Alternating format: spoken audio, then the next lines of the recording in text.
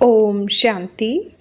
मीठे मीठे रूहानी भाई बहनों, आप सभी का मुरली के मीठे वचन चैनल पर हार्दिक स्वागत है। आशा है आप सभी शिव बाबा की याद में स्वस्थ, प्रसन्न और शक्तिशाली होंगे। आज की मुरली में बाबा हमें एक बहुत ही गहरी और ज़रूरी बात समझा रहे हैं। सच्ची विजय दूसरों पर नहीं बल्कि अपने आप पर विजय पाने में है। क्रोध आए तो मौन की शक्ति धारण करनी है। इस पुरानी दुनिया से अपना मोह हटाकर नई दुनिया को याद करना है और बाबा से की हुई पवित्र रहने की प्रतिज्ञा में अटल रहना है। और आज के वरदान में बाबा हमें उस बहुत महीन बंधन की ओर ध्यान दिलाते हैं, मैंपन। जब यह मैंपन समाप्त होता है तभी हम सच्चे अर्थों में निरअहंकारी बनते हैं। तो आइए आज की प्रातः मुरली के अनमोल महावाक्यों को सुनते हैं और अपने जीवन में इन शिक्षाओं को धारण करने का पुरुषार्थ करते हैं।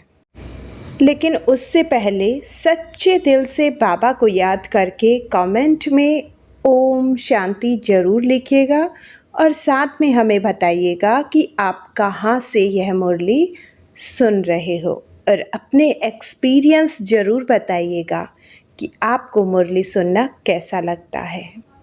तो आइए प्रेम से सुनते हैं 12 अगस्त 2026 की अमृतवाणी। मीठे बच्चे, याद में रहने से अच्छी दिशा बैठती है। अभी तुम्हारे पर बृहस्पति की दशा है, इसलिए तुम्हारी चढ़ती कला है। प्रश्न: यदि योग पर पूरा अटेंशन नहीं है तो उसके रिजल्ट क्या होती? निरंतर याद में रहने की युक्तियाँ क्या है? उत्तर: अगर योग पर पूरा अटेंशन नहीं है तो चलते चलते माया की प्रवेशता हो जाती है, गिर पड़ते हैं। नंबर 2, देह अभिमानी बन अनेक भूलें करते रहते हैं। माया उल्टे कर्म कराती रहती है, पतित बना देती है। निरंतर याद में रहने के लिए मुख में मुहल्ला डाल दो, क्रोध नहीं करो, देह सहित सब कुछ भूल, मैं आत्मा परमात्मा का बच्चा हूँ, यह अभ्यास करो। योग बल से क्या क्या प्राप्तियाँ होती है उन्हें स्मृति में रखो। गीत। ओम नमो शिवाय। ओम शांति। मीठे मीठे रूहानी बच्चों ने अपने रूहानी बाप शिव बाबा की महिमा सुनी। जब पाप बढ़ते हैं अर्थात मनुष्य पाप आत्माएं बन जाते हैं, तब ही पतित पावन बाप आते हैं, आकर के पतितों को पावन बनाते हैं। उस बेहद के बाप की ही महिमा है। उसको वृक्षपति भी कहा जाता है। इस समय बेहद के बाप द्वारा बेहद की दशा बृहस्पति की तुम पर बैठी हुई है। खास और आम 2 अक्षर होते हैं ना, इनका भी अर्थ यहाँ ही सिद्ध होता है। बृहस्पति की दशा से खास भारत जीवन मुक्ति बन जाता है, अर्थात अपना स्वराज्य पद पाते हैं। क्योंकि सच्चा बाप जो है, जिसको ट्रुथ कहते हैं, वह आकर हमको नर से नारायण बनाते हैं। बाकी जो है वह नंबरवार अपने अपने धर्म के सेक्शन में जाकर बैठेंगे और आएंगे भी नंबरवार। कलयुग अंत तक आते रहते हैं। हर एक आत्मा को अपने अपने धर्म में अपना अपना पार्ट मिला हुआ है। रज़ाई में राजा से लेकर प्रजा तक सबको अपना अपना पार्ट मिला हुआ है। नाटक है भी राजा से लेकर प्रजा तक। सबको अपना अपना पार्ट बजाना होता है। अब बच्चे जानते हैं हमारे ऊपर अभी बृहस्पति की दशा बैठी है। ऐसे नहीं एक ही दिन बैठती है, नहीं, तुम्हारी बृहस्पति की दशा चल रही है। अभी तुम्हारी चढ़ती कला है। जितना याद करेंगे उतना चढ़ती कला होगी। याद भूलने से माया के विघ्न आते हैं। याद से दशा अच्छी बैठती है। अच्छी रीति याद नहीं करेंगे तो जरूर गिरेंगे ही, फिर उनसे कुछ ना कुछ भूले होंगे। बाबा ने समझाया है, ड्रामा अनुसार सब धर्म वाले जो भी हैं एक दो के पिछाड़ी पार्ट बजाने के लिए आते हैं। बच्चे जानते हैं स्वर्ग की दशा अर्थात जीवन मुक्ति की दशा अब हमारे ऊपर बैठी है। यह ड्रामा का चक्र कैसे फिरता है, इसको भी डिटेल में समझना है। यह सृष्टि ड्रामा का चक्र खास भारत पर बना हुआ है। बाप भी भारत में ही आते हैं। गाया हुआ है, आचार्यवत सुनंती कथंती भागंती। चलते चलते माया की प्रवेशता होने के कारण गिर जाते हैं, पूरा अटेंशन नहीं देते हैं योग पर। फिर बाप आकर संजीवनी बूटी देते हैं अर्थात सुरजीत करने वाली बूटी देते हैं। हनुमान भी तुम हो, बाप ने समझाया है। इस समय रावण को भगाने के लिए यह बूटी सूंघा देता हूँ। बाप तुमको सब सत्य बातें बताते हैं। सत्य है ही एक बाप जो आकर तुमको सत्यनारायण की कथा सुनाए, सतयुग की स्थापना करते हैं। इनको कहा ही जाता है ट्रुथ, सत्य बतलाने वाला। तुमको कहते हैं तुम शास्त्रों को मानते हो, बोलो हाँ, हम शास्त्रों को क्यों नहीं मानते हैं। जानते हैं यह सब भक्ति मार्ग के शास्त्र हैं। यह तो हम मानते हैं। ज्ञान और भक्ति दो चीज़ है। जब ज्ञान मिलता है फिर भक्ति की क्या दरकार है। भक्ति माना उतरती कला, ज्ञान माना चढ़ती कला। इस समय भक्ति चल रही है। अभी हमको ज्ञान मिला है जिससे सद्गति होती है।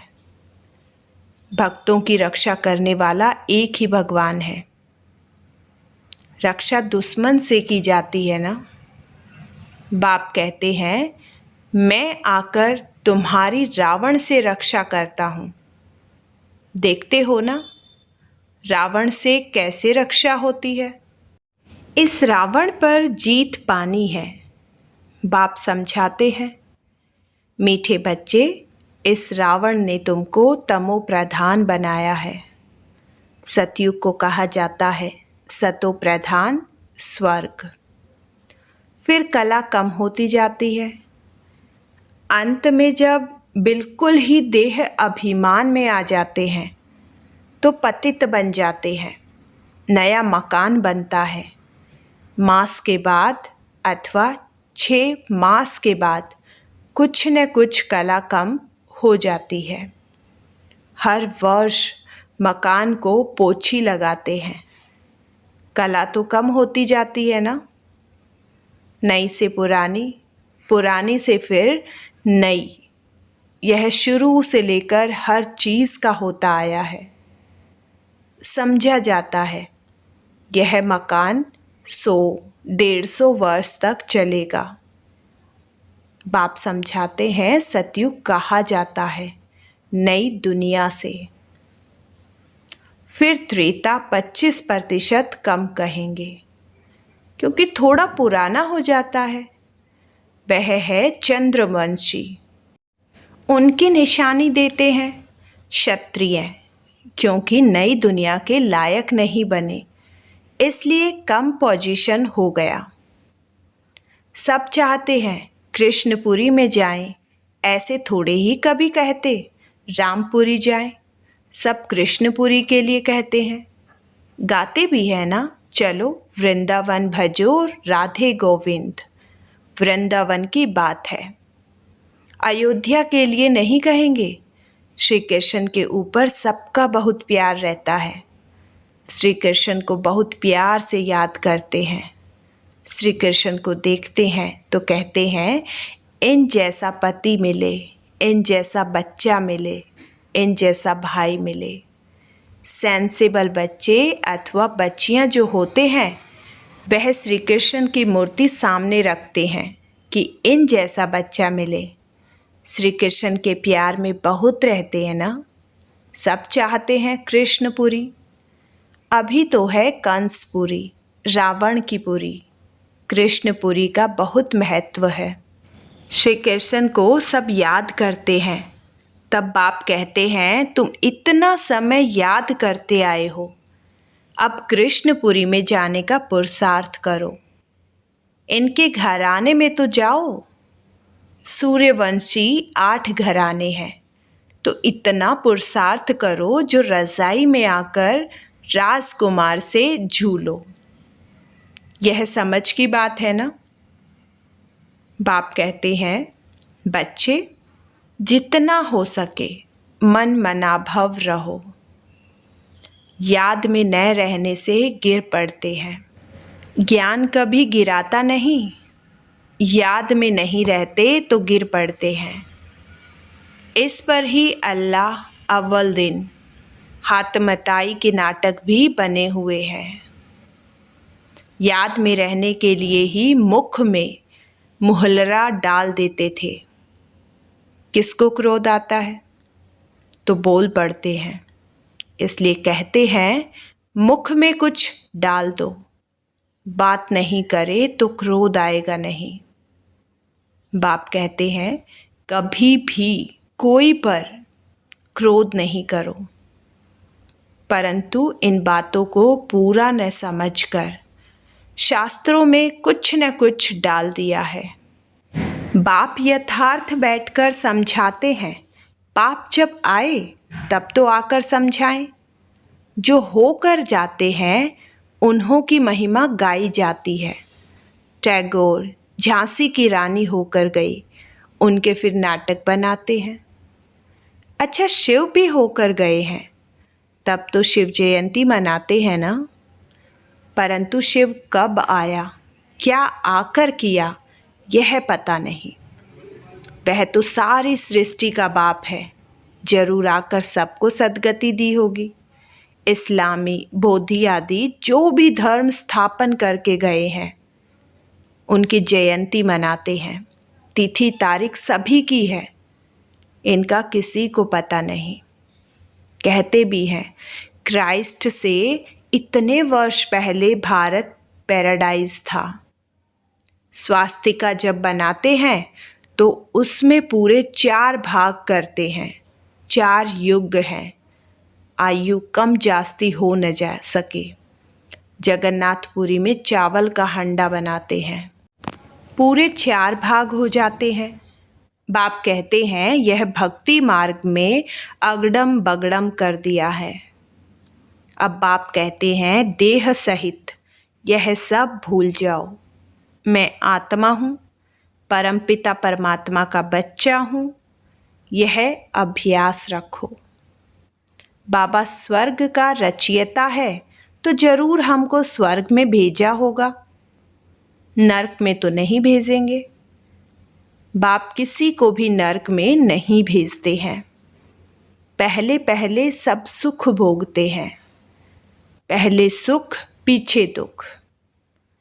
बाप तो सबका दुख हरता सुख करता है ना। आत्मा पहले सुख फिर दुख देखती है। विवेक भी कहता है हम पहले सतो प्रधान फिर सतो रजो तमो में आते हैं। मनुष्य भी समझते हैं, विलायत वाले सेंसिबल हैं, वहाँ तो बॉम्ब्स ऐसे बनाते हैं जो फट से खल्लास हो जाएंगे, जैसे आजकल मुर्दे को बिजली पर फट से ख़त्म कर देते हैं। ऐसे बॉम्ब्स फेंकने से आग लग जाती है तो मनुष्य भी झट खत्म हो जाएंगे। भंबोर को आग लगनी है, तूफान ऐसे आते जो गांव के गांव खत्म हो जाते हैं। फिर उस समय ऐसा कोई प्रबंध नहीं रहता जो बचाव कर सके। विनाश तो होना ही है, पुरानी दुनिया खत्म होनी ही है। गीता में भी वर्णन है। बाप ने समझाया, यूरोप वासी बॉम्ब ऐसे छोड़ेंगे जो पता भी नहीं पड़ेगा। तुम बच्चे जानते हो, कल्प पहले भी विनाश हुआ था, अब भी होने वाला है। तुम भी कल्प पहले मुआफिक पढ़ रहे हो। धीरे धीरे झाड़ वृद्धि को पाता रहेगा। वृद्धि होते होते फिर स्थापना हो जाती है। माया की तूफान बहुत अच्छे अच्छे फूलों को भी गिरा देते हैं। योग में पूरा नहीं रहते हैं तो फिर माया विघ्न डालती है। बाप का बच्चा बन पवित्रता की प्रतिज्ञा कर, फिर अगर विकार में गिरते हैं तो नाम बदनाम कर देंगे। फिर धक्का बहुत जोर से आ जाता है। बाप कहते हैं, यह काम की चोट कभी नहीं खाना। बच्चे जानते हैं, यहाँ रक्त की नदियाँ बहनी हैं। सतयुग में दूध की नदियाँ बहती है। वह है नई दुनिया, यह है पुरानी दुनिया। कलयुग में देखो क्या है, नई दुनिया के वैभव तो देखो। यहाँ तो कुछ भी है नहीं। बच्चियाँ साक्षात्कार में जाकर देख कर आती हैं। सूक्ष्म वतन में सुबीरस पिया, यह किया, वह सब साक्षात्कार होते हैं। बतलाते हैं हम मूल वतन में जाते हैं। बाबा वैकुंठ में भेज देते हैं। यह सब साक्षात्कार आदि की ड्रामा में नुद्ध है। इनसे कुछ मिलता नहीं है। बहुत बच्चियां सूक्ष्म वतन में जाती थी, शुभी रस आदि पीती थी, आज है नहीं। अच्छे अच्छे फर्स्ट क्लास बच्चे गुम हो गए। बहुत ध्यान दीदार में जाने वालों ने जाकर शादी की। वंडर लगता है, माया कैसी है, तकदीर कैसे उल्टी पलट जाती है। बहुतों ने अच्छे अच्छे पार्ट बजाए, बहुत मदद भी की आईविल में, तो भी आज है नहीं। तब बाप कहते हैं, माया तुम बड़ी ज़बरदस्त हो, माया से तुम्हारी युद्ध चलती है। इसको कहा जाता है योग बल की लड़ाई। योग बल से क्या प्राप्ति होती है यह किसी को पता नहीं है। सिर्फ भारत का प्राचीन योग कहते हैं। मीठे मीठे बच्चों को योग के लिए समझाया जाता है। प्राचीन राजयोग गाया हुआ है। जो भी फिलोसफर आदि हैं, यह स्पिरिचुअल नॉलेज तो कोई में है नहीं। रूहानी बाप ही ज्ञान का सागर है। उनको ही शिवाय नमः गाते हैं, उनकी ही महिमा गाई है। बाप आकर तुमको कितना ज्ञान समझाते हैं। इसको ज्ञान का तीसरा नेत्र कहा जाता है। और कोई की ताकत नहीं जो अपने को त्रिकालदर्शी कह सके। त्रिकालदर्शी सिर्फ ब्राह्मण ही होते हैं, जिन ब्राह्मणों द्वारा यज्ञ रचा है। रुद्र ज्ञान यज्ञ है ना। रुद्र शिव को भी कहते हैं। अनेक नाम रख दिए हैं। हर एक देश में नाम अलग अलग बहुत हैं, सिवाय एक बाप के और किसी के इतने नाम है नहीं। बबुल नाथ भी इनको कहते हैं। बबुल उनको कहा जाता है जिसमें कांटे होते हैं। बाबा कांटों को फूल बनाने वाला है। इसलिए उनका नाम बबुलनाथ रखा है। बॉम्बे में वहाँ बहुत मेला लगता है। अर्थ कुछ नहीं समझते।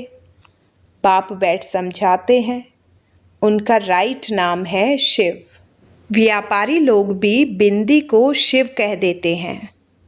1-2 गिनती जब करते हैं, 10 पर आएंगे तो कहेंगे शिव। बाप भी कहते हैं, मैं बिंदी हूँ स्टार। बहुत लोग ऐसे डबल तिलक भी देते हैं, माता और पिता। ज्ञान सूर्य, ज्ञान चंद्रमा की निशानी है। वह अर्थ नहीं जानते तो बाबा योग पर समझा रहे थे। योग कितना मशहूर है। अभी तुम बच्चे योग अक्सर छोड़ दो, याद करो। बाप कहते हैं योग अक्सर से समझेंगे नहीं, याद से समझेंगे। बाप को बहुत याद करना है। उनको साजन भी कहा जाता है। पटरानी बनाते हैं ना। शिव की राजधानी का वर्षा बाप देते हैं। सतयुग में एक बाप होता है, भक्ति में 2 बाप और ज्ञान मार्ग में अभी तुम्हें 3 बाप हैं। कितना वंडर है। तुम अर्थ सहित जानते हो। सतयुग में है ही सब सुखी, इसलिए पारलौकिक बाप को जानते ही नहीं। अभी तुम तीनों बाप को जानते हो। कितना सहज समझाने की बातें हैं। अच्छा, मीठे मीठे सिकिलते बच्चों प्रति माता पिता बाप दादा का याद, प्यार और गुड मॉर्निंग। रूहानी बाप की रूहानी बच्चों को नमस्ते। धारणा के लिए मुख्य सार। नंबर 1, याद में रहने के लिए मुख से कुछ भी बोलो नहीं। मुख में मुहलरा डाल दो तो क्रोध खत्म हो जाएगा। कोई पर भी क्रोध नहीं करना है। नंबर 2, इस दुख धाम को अब आग लगनी है, इसलिए इसे भूल नई दुनिया को याद करना है। बाप से जो पवित्र रहने की प्रतिज्ञा की है, उसमें पक्का रहना है। वरदान, निराकारी स्थिति के अभ्यास द्वारा मैंपन को समाप्त करने वाले निरअहंकारी भव। वर्तमान समय सबसे महीन और सुंदर धागा यह मैंपन का है। यह मैं शब्द ही देह अभिमान से पार ले जाने वाला भी है तो देह अभिमान में लाने वाला भी है। जब मैंपन उल्टे रूप में आता है तो बाप का प्यारा बनाने के बजाय कोई न कोई आत्मा का नाम मान शान का प्यारा बना देता है। इस बंधन से मुक्त बनने के लिए निरंतर निराकारी स्थिति में स्थित होकर साकार में आओ। इस अभ्यास को नेचुरल नेचर बना दो तो निरअहंकारी बन जाएंगे। स्लोगन, किसी की बुरी व अच्छी बात सुनकर संकल्प में भी घृणा भाव आना, यह भी परमत है। अव्यक्त इशारे, अपवित्रता के बीज को भी समाप्त कर संपूर्ण स्वच्छ पवित्र बनो। संकल्प व स्वपन में भी जब अपवित्रता का अंश मात्र न हो, तब कहेंगे सच्चे ब्राह्मण। इसी धारणा के लिए ही गायन है। प्राण जाए पर धर्म न जाए। ऐसी हिम्मत, ऐसा दृढ़ निश्चय करने वाले किसी भी प्रकार की परिस्थिति में अपने धर्म अर्थात धारणा के प्रति कुछ भी त्याग करना पड़े, सहन करना पड़े, सामना करना पड़े, साहस रखना पड़े, तो खुशी खुशी से करते हैं, पीछे नहीं हटते। आज की मुरली हमें याद दिलाती है कि सच्ची शक्ति बाहर की नहीं, अपने संकल्पों और स्वभाव पर विजय पाने की है। क्रोध से बचना है, पवित्रता की प्रतिज्ञा में अटल रहना है और सबसे बढ़कर मैंपन को समाप्त कर निरअहंकारी बनना है। आपको आज की मुरली से कौन सी बात सबसे ज़्यादा छू गई? मुझे कमेंट करके ज़रूर बताइए। अगर यह ज्ञान आपके मन को अच्छा लगा हो तो वीडियो को लाइक करें और शेयर करें और ऐसे ही रोज़ाना मुरली सुनने के लिए चैनल को सब्सक्राइब ज़रूर करें। बाबा का प्यार और शक्ति सदा आप सभी के साथ रहे। सच्चे दिल से बाबा का नाम लीजिए। ओम शांति।